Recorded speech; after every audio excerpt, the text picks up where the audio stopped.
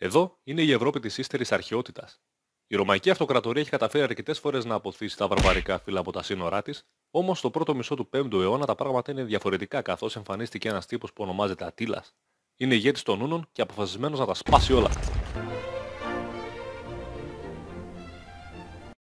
Οι Ούνοι ήταν νομαδικός λαός που ζούσε στην Κεντρική Ασία και τον Κάφκασο.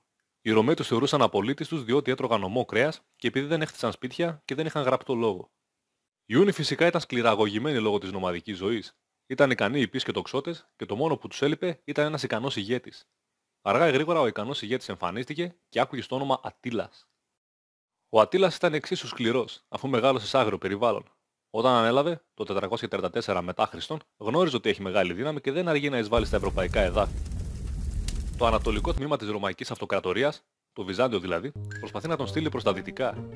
Ο Ούνος όμως απαιτεί χρηματική αμοιβή για να μην τα κάνει όλα καλοκαιρινά. Οι Βυζαντινοί δέχτηκαν και άρχισαν να πληρώνουν φόρο. Όμως κάποια στιγμή ύψωσαν το ανάστημά τους και σταμάτησαν να πληρώνουν. Ο Αττήλας όμως δεν χαρίζει κάστανα και κατέβηκε στη Θράκη και την κατέστρεψε. Τότε συνέβησαν δύο πράγματα. 70 χωριά ερήμωσαν και δεύτερον, ο Αττήλας τους τρόμαξε τόσο πολύ που από τότε τον αποκαλούσαν η μάστιγα του Θεού. Αργά ή γρήγορα, ο Αττήλας βαρέθηκε να παίζει μπάλα στο ανατολικό τμήμα και αφού η αποφασιστική στάση του Βυζαντινού Αυτοκράτορα Μαρκιανού τον έκανε να διστάζει να επιτεθεί κατά της Κωνσταντινούπολης, έστρεψε το βλέμμα του και το στρατό του προς τα δυτικά. Αυτοκράτορας του δυτικού τμήματος ήταν ο Βαλεντινιανός ο Τρίτος. Καμιά σχέση με το Μαρκιανό. Το δυτικό τμήμα δεν βρισκόταν σε καλή κατάσταση, αφού οι εξωτερικοί εχθροί πίεζαν την αυτοκρατορία με τις συχνές επιδρομές, αλλά και στο εσωτερικό τα πράγματα δεν ήταν καλύτερα. Υπήρχαν συγκλητικοί που σχεδίαζαν την ανατροπή του Βαλεντινιανού και όλα αυτά είναι σημάδια παρακμής που μας προετοιμάζουν για μια κατάρρευση. Το κερασάκι στην τούρτα έρχεται να βάλει ο Αττήλας, που απειλεί τη Ρώμη συνεχώς. Οι Ιούνιοι έχουν περικυκλώσει την αυτοκρατορία μέχρι το έτος 450 και ψάχνουν μια ευκαιρία για να χτυπήσουν. Η αφορμή που βρήκε ο Αττήλας ήρθε μετά από ένα γράμμα που έλαβε από την αδερφή του αυτοκράτορα Βαλεντινιανού, η οποία του έστειλε ένα δαχτυλίδι. Wow, τι χαριτωμένο, θα έλεγε κανείς. Ωστόσο, ο Αττήλας δεν το είδε αυτό ως μια χαριτωμένη πράξη αγάπης, αλλά ως μια ευκαιρία να προσαρτήσει τα εδάφη του δυτικού τμήματος της Ρωμαϊκής Αυτοκρατορίας, καθώς ζήτησε ως πρίκα όλα τα εδάφη. Όταν ο Βαλεντινιανός αρνήθηκε, ο Αττήλας πήρε τα όπλα και ξεκινάει την εισβολή. Τότε ο Βαλεντινιανός παίρνει και αυτό το μυστικό του όπλο που ονομάζεται Φλάβιος Αέτιος. Ο Αέτιος είναι στρατηγός. Καλείται να σταματήσει τον Αττήλα με όποιον τρόπο μπορεί και έτσι καταφέρει να δημιουργήσει ένα συνασπισμό μαζί με τους Βυσιγότους, Βουργουνδούς και άλλους βαρβάρους που μέχρι τότε ήταν θανάσιμοι εχθροί της Ρώμης και πάει να τα βάλει με τον Αττήλα.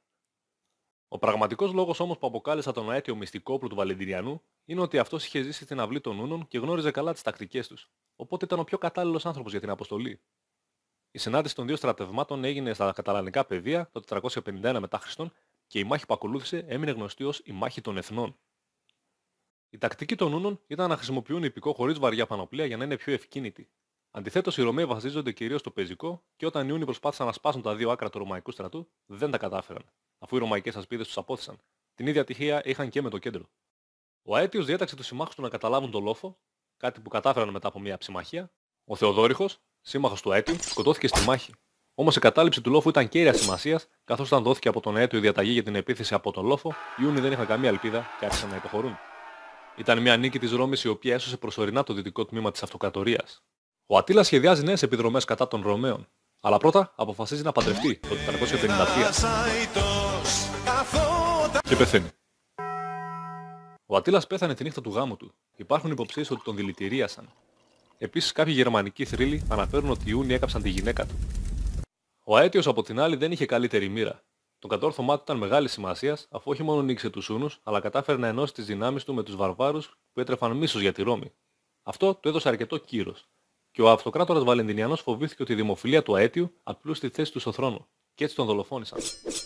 Μπορεί ο Αττήλας να πέθανε και μαζί τον εξαφανίστηκε και ο ουνικός κίνδυνος, αλλά οι Ρωμαίοι δεν κατάφεραν να ανακάμψουν, καθώς το 455 η Ρώμη θα ελεηλατηθεί από τους Βανδάλους και τελικά το 476 το δυτικό τμήμα της αυτοκρατορίας θα καταρρεύσει. Ωστόσο αυτό θα το δούμε σε άλλο βίντεο.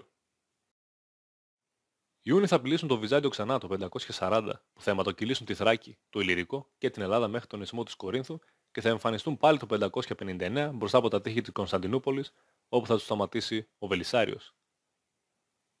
Ευχαριστώ για την παρακολούθηση. Ακολουθήστε τη σελίδα του καναλιού στο Instagram καθώς ανεβάζουμε νέα post και φυσικά μην ξεχνάτε την εγγραφή στο κανάλι. Τα λέμε την επόμενη φορά.